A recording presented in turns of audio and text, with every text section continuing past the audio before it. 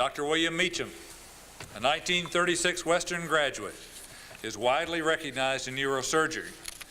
He is not only a member of various neurological associations and societies, but he is the namesake of the Meacham Neurosurgical Society, founded in 1974 at Vanderbilt.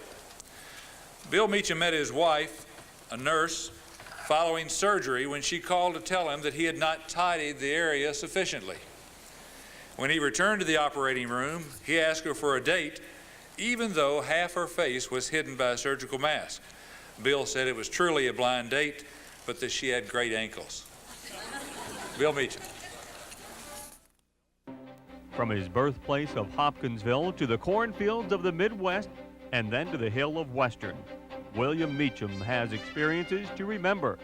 The 1936 Western Kentucky State Normal School graduate came to Bowling Green in 1932 to begin his goal of becoming a physician. When I went to Western, there was a teacher's college. I wasn't going to teach or I wanted to go to medical school. But a person like Dr. Lancaster, Dr. Whitmer, and Dr. Page, and Dr. McNally, and Dr. Skinner. These were the faculty members that I did all my studies under, and they motivated me more than anybody ever did before. And while the medical profession was what William Meacham knew was his ultimate goal, he says neurosurgery was an area he sort of fell into. I'd already decided I was going to be a doctor, and I thought, well, I'll be an obstetrician. But I changed my mind after I was in medical school about that. As a junior, third-year student, we had to go out and deliver babies in the home on women who knew more about it than we did. But to had to have, quote, a doctor there, so as medical students, we'd go out. I couldn't find anything to do.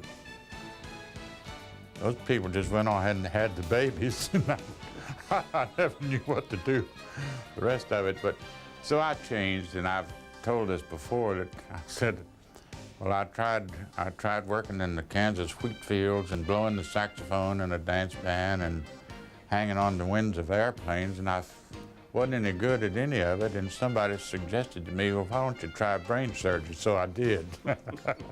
The Vanderbilt Medical School graduate and retired professor of neurological surgery has much to be proud of, such as the more than 50 other doctors he helped train.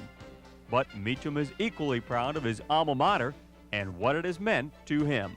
Well, when I got the little magazine a couple of weeks ago and I found out who all was in it, I must confess I was humbled to put me in there with Dr. Cherry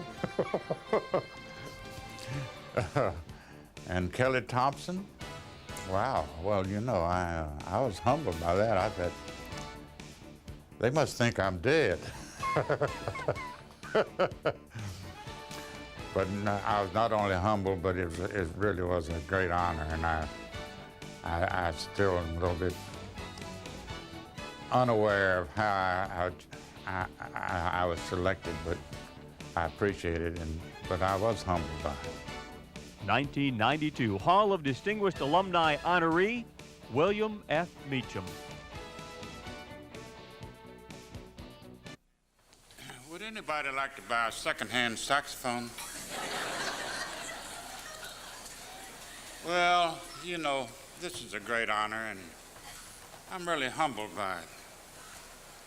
But I must tell you, probably one of the nicest things that ever happened to me, I can think of one other nice thing. When I won the hand of my first wife, Alice,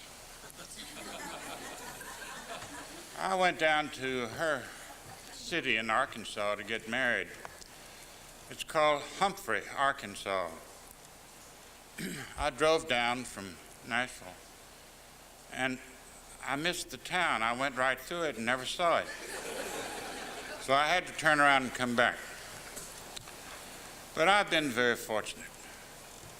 In a career of 40-some years, operating on people's brains and spinal cord, I've had great motivation.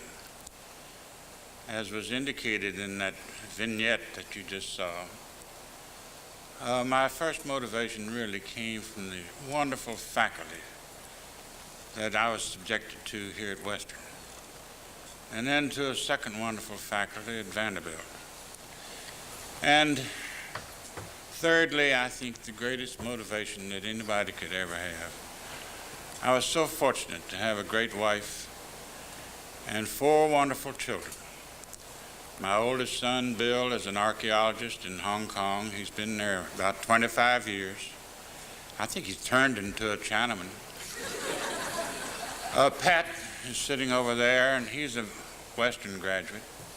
He's associate professor of surgery at Vanderbilt and a pretty good surgeon, although I don't want him to operate on me or anybody else, really. My daughter, Barbara, is a landscape architect in San Francisco, a graduate of Emory and her master's at Berkeley. And my son, Bob, who's a graduate of Western, who became a world traveler and didn't know what he wanted to do, but he's done a little bit of everything, and now he's getting his master's degree at the University of Alabama. He said, "Daddy, isn't it true that you said as long as we were in school, you'd support us?"